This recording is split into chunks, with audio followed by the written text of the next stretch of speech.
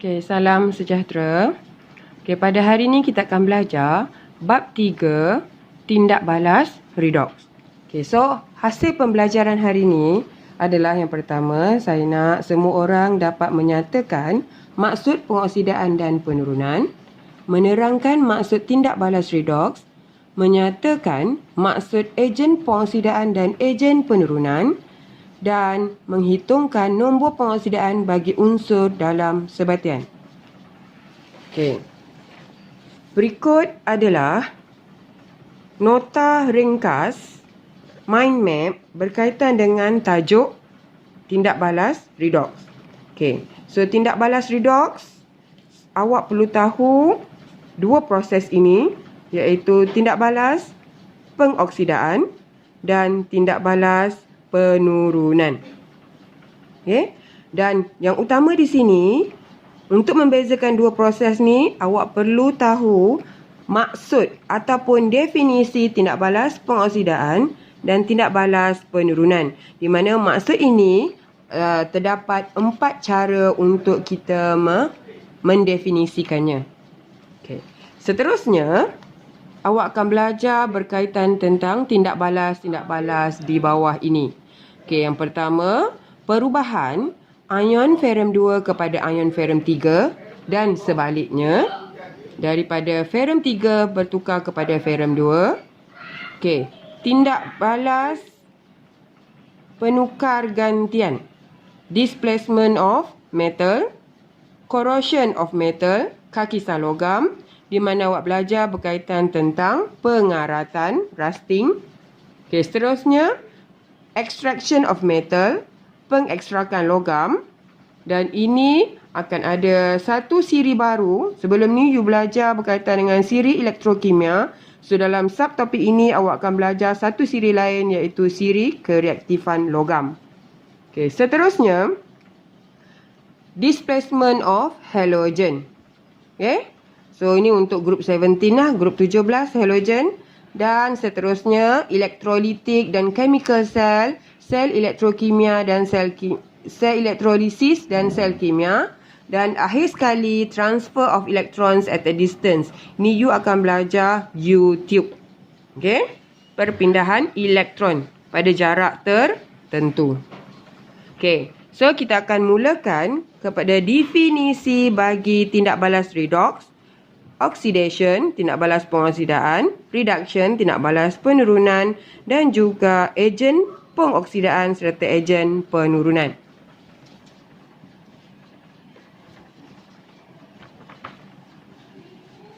Okay, first, kita tengok dulu maksud bagi tindak balas redox.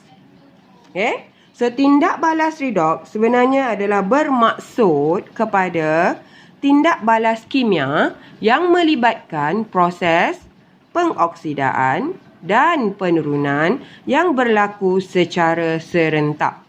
So, maksud dia, dalam satu tindak balas itu, kedua-dua proses ini berlaku secara serentak. Sekiranya, dalam satu tindak balas itu, hanya ada tindak balas pengoksidaan, tiada tindak balas penurunan, maka tindak balas tersebut tidak dikenali sebagai tindak balas redox. Saya harap semua faham. Okey, seterusnya, ini adalah definisi bagi proses tindak balas pengoksidaan dan juga penurunan. Ini saya dah ringkaskan kepada 4 cara tadi. Okey, yang pertama, kita boleh definisikan melalui pemindahan atom hidrogen. Okey, untuk pengetahuan semua, proses pengoksidaan adalah di mana suatu bahan mengalami kehilangan hidrogen. Bermaksud bilangan hidrogen dia berkurang ataupun hilang. Tetapi bagi proses penurunan, penambahan atom hidrogen. Okey, itu berkaitan dengan definisi pertama, ya. Okey, contoh kita akan ambil kemudian. Okey, definisi kedua, pemindahan atom oksigen. Okey, untuk proses pengoksidaan, dia adalah penambahan oksigen. Bahan daripada bahan tindak balas bertukar kepada hasil tindak balas, berlakunya penambahan bilangan oksigen.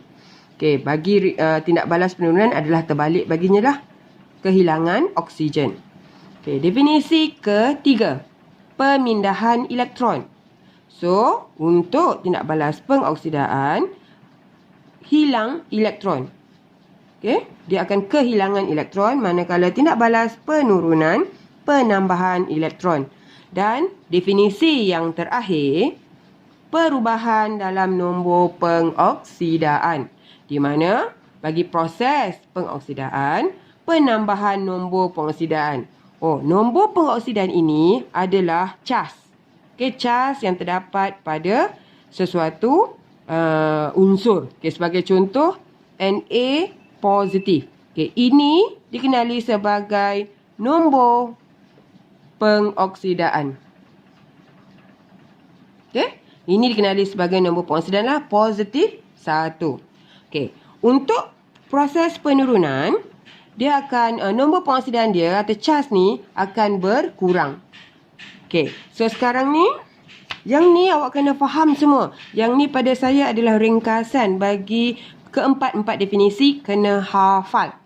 Tak ada cara lain melainkan hafal. Okey, sekarang kita pergi tengok contoh. Okey, contoh pertama. Okey, sebagai contoh yang ni, kuprum oksida bertindak balas dengan karbon, menghasilkan kuprum dan karbon dioksida. Okey, sekarang ni kita tengok kuprum oksida. Ini kuprum oksida dan karbon adalah bahan tindak balas. Okey, bahan ya, bahan tindak balas. Okey, yang ini kuprum dan karbon dioksida adalah hasil tindak balas. Okey, sekarang kita perhatikan kuprum oksida dan kuprum. Apa yang beza kita nampak kat sini? Bila kita perhatikan di sini kuprum oksida mempunyai oksigen. Tetapi pada hasil tindak balas, oksigen tadi telah hilang. Okey, kalau kita refer balik definisi berkaitan dengan pemindahan atom oksigen, untuk tindak balas pengoksidaan, dia tambah oksigen. Penurunan, buang oksigen. So, proses yang ini sebenarnya dia adalah buang ataupun tambah oksigen. Asal kuprum oksida, akhir jadi kuprum. So, bermaksud dia akan hilang oksigen. So, bila hilang oksigen, refer definisi, itu adalah tindak balas penurunan. Okay? So, reduction lah, tindak balas penurunan. So, kuprum oksida akan mengalami proses penurunan. Okey? Okey, seterusnya kita tengok pada karbon. Karbon bertukar menjadi karbon dioksida. Asal tiada oksigen, akhir tindak balas berlaku penambahan oksigen. Sini tiada oksigen, ini ada 2 oksigen pada karbon tersebut. Okey, so apabila berlakunya penambahan oksigen, maka refer balik definisi, penambahan oksigen adalah proses pengoksidaan. So, bermaksud karbon ini mengalami proses pengoksidaan. Karbon mengalami proses pengoksidaan. Okey. Okey, seterusnya kita tengok contoh kedua. Zinc oksida bertindak balas dengan magnesium, menghasilkan magnesium oksida dan zinc. Okey ya?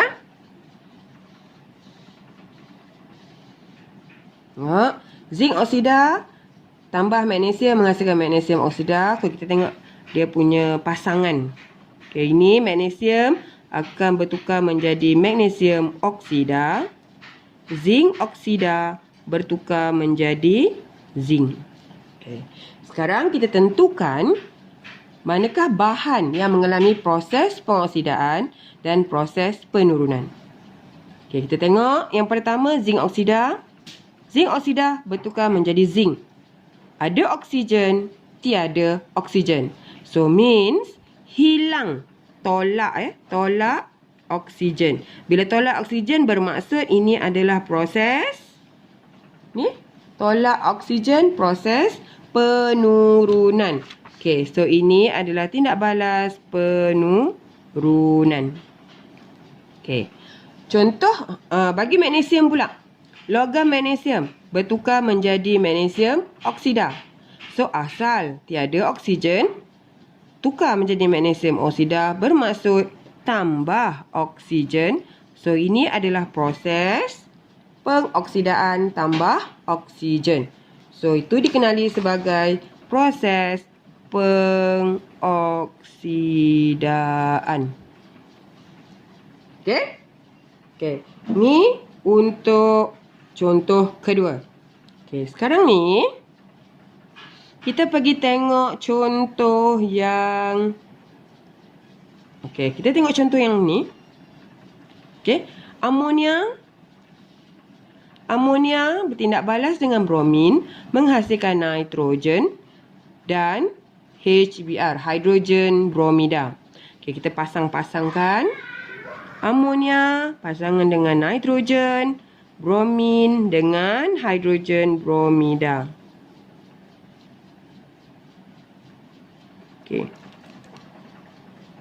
Okey, ini amonia asal ada 3 hidrogen. Tiba-tiba akhir tindak balas hidrogen telah hilang. So tolak hidrogen. Tengok definisi. Bila tolak hidrogen adalah proses pengoksidaan.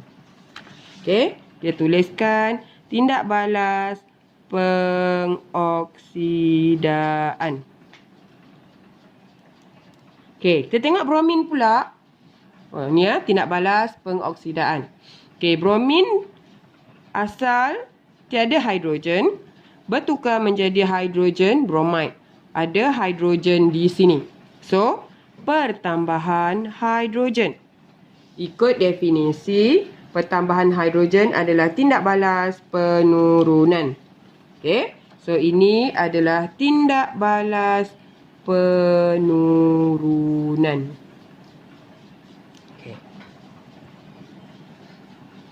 Okey, sebenarnya awak semua boleh refer buku teks muka surat 198. Okey, muka surat 198 menunjukkan contoh untuk magnesium bertindak balas dengan oksigen menghasilkan magnesium oksida. So, magnesium asal tak ada oksigen bertukar menjadi magnesium oksida. Ada satu oksigen di sini. So, bermaksud itu adalah tindak balas pengoksidaan. Manakala oksigen bertukar menjadi magnesium oksida asal ada 2 oksigen, kemudian kekurangan 1 oksigen bermaksud hilang oksigen. So itu dikenali sebagai tindak balas penurunan. Okey ya. Ikut definisi, ada tambah oksigen pengoksidaan, hilang oksigen penurunan. Okey, ini contoh dalam buku teks. Okey. Ada eksperimen di sini iaitu mengkaji pembakaran logam dalam gas oksigen. So ini kita akan buat kemudian. Tengok kereaktifan satu logam sahaja. Okey. Dan seterusnya definisi kedua tadi, kehadiran tambah hidrogen ataupun pengurangan hidrogen. Okey, ni 2H2 tambah oksigen menghasilkan air. Ni hidrogen bertukar menjadi H2O. Okey, sorry. Ini pun masih definisi yang sama penambahan oksigen ataupun pengurangan oksigen. Okey, kali ini kita tengok dua-dua definisi ni. Hidrogen 2, ini pun hidrogen 2. So jangan ambil definisi yang berkaitan dengan hidrogen. So, ini tiada oksigen, ini ada oksigen. So, ini maksudnya penambahan oksigen, tindak balas pengoksidaan. Okey. Ni oksigen asal tiada hidrogen. Kemudian berlaku penambahan hidrogen di sini. Okey. Tambah hidrogen di sini dan kita nampak juga sini ada 2 oksigen, yang ni tinggal 1 oksigen.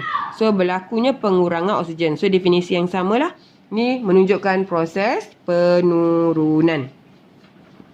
Okey ya. So saya harap awak semua faham definisi relate kepada hidrogen, penambahan pengurangan hidrogen dan juga penambahan dan pengurangan oksigen.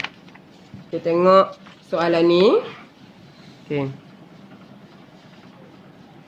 The substance that cause oxidation is called the apa? Okay.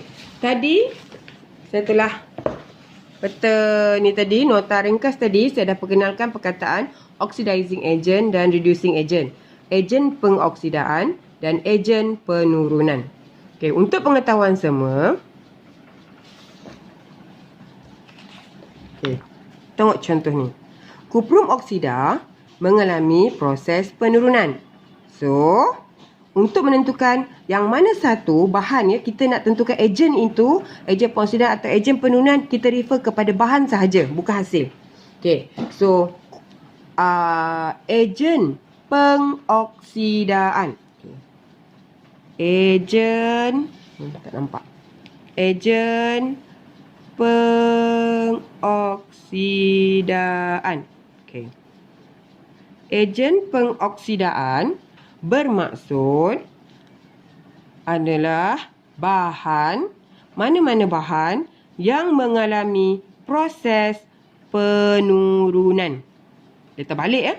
Ejen pengoksidaan, bahan yang mengalami proses penurunan. Okey. Untuk ejen penurunan. Okey, ejen penurunan merupakan bahan yang mengalami proses pengoksidaan. Okey, karbon mengalami proses pengoksidaan. Karbon mengalami proses pengoksidaan, maka karbon ini dikenali sebagai ejen penurunan. Okey, saya ulang. Kuprum oksida mengalami proses penurunan, maka kuprum oksida adalah ejen pengoksidaan. Manakala karbon mengalami proses pengoksidaan, karbon dikenali sebagai ejen penurunan. Okey. Kita tengok soalan ni. The substance that causes oxidation is called the what agent?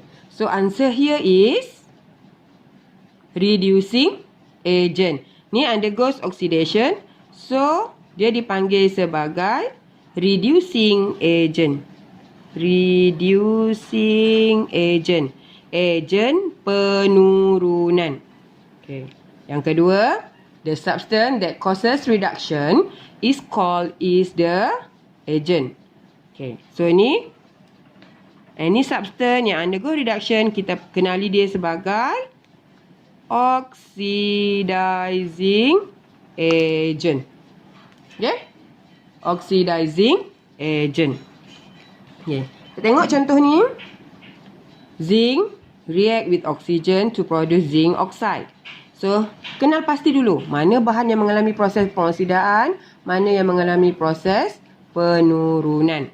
Okay, zinc ni, kita tengok bertukar menjadi ni. Zinc asal tak ada oksigen, sekarang berlakunya penambahan oksigen. Refer balik definisi. Tambah oksigen, pengoksidaan. Kurang oksigen, penurunan. So, zinc hilang oksigen.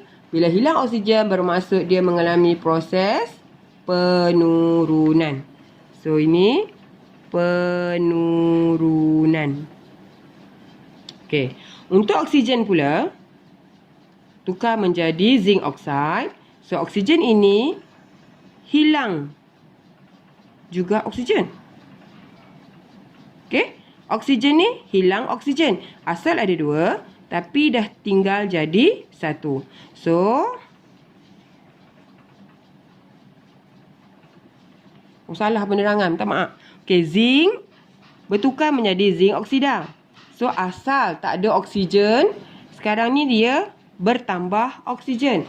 Okey, ni penurunan hilang oksigen. Yang ni tambah oksigen. Tambah oksigen adalah oxidation. Ini adalah tindak balas pengoksidaan. Okey, manakala oksigen ini mengalami proses penurunan. Okey. So, daripada sini kita tengok. Okey, yang mana satu? Ejen pengoksidaan. Okey, kena ingat, ejen pengoksidaan bermaksud bahan yang mengalami proses penurunan. So, oxidizing agent here, jawapan dia ini mengalami proses penurunan. So, jawapan dia adalah oksigen. Okey. Okey, reducing agent. Reducing, tindak balas penurunan, ejen penurunan, maka dia akan mengalami proses pengoksidaan. So, jawapannya adalah zinc. Okey. Okey, seterusnya, ni. Magnesium, tindak balas dengan karbon dioksida menghasilkan MgO tambah dengan karbon. Kita pasang-pasangkan. Okey, kita tengok balik. Magnesium hilang. Magnesium tambah oksigen. So, itu tindak balas oxidation. Tindak balas pengoksidaan. Okey. Karbon ada oksigen. Ini sekarang telah hilang oksigen. So, ini tindak balas penurunan. Reduction lah. Penurunan. So, oxidizing agent. Ejen pengoksidaan. Cari yang mengalami proses penurunan. Okey, ini penurunan. So, jawapan dia adalah karbon dioksida. Okey, reducing agent. Cari yang mengalami proses pengoksidaan. So, jawapan dia adalah magnesium. Okay.